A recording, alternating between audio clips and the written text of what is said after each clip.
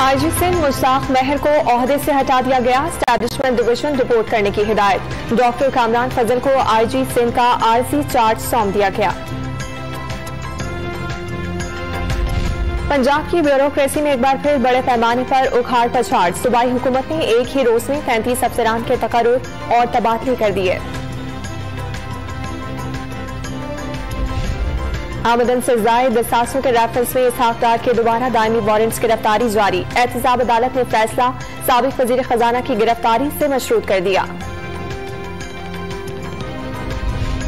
वजीर आजम शहबाज शरीफ ने सियासी और मुआशी सूरत हाल पर मुशावरत मुकम्मल कर दी।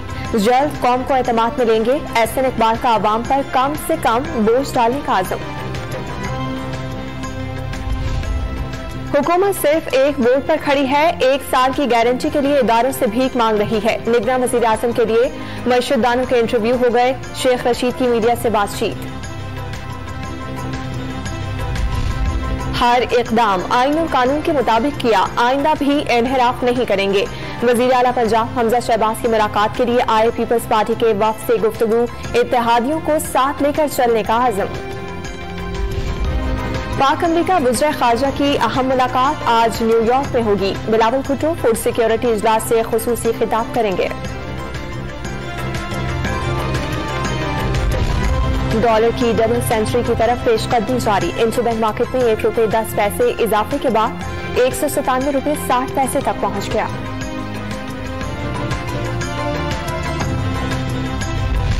पाकिस्तान स्टॉक एक्सचेंज में तेजी का रुझान। 100 इंडेक्स 261 पॉइंट्स इजाफे के बाद 45,000 की सतह उबूर कर गया।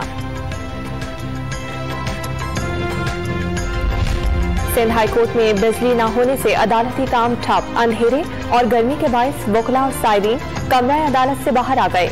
वॉक थ्रू गेट्स बंद होने से सिक्योरिटी एहलकार बगैर मशीन तलाशी लेने पर मजबूर।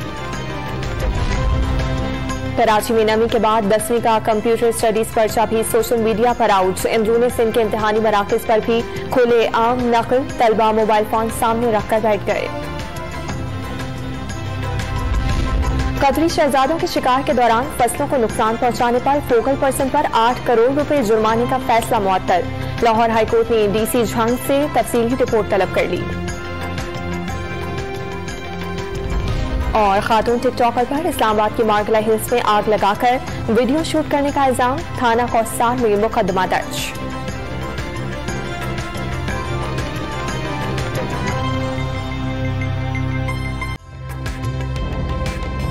ताज़ा तरीन वीडियोस के लिए हमारा YouTube चैनल सब्सक्राइब करके बेल आइकन प्रेस करिए ताकि आपको मिले हर अपडेट सबसे पहले।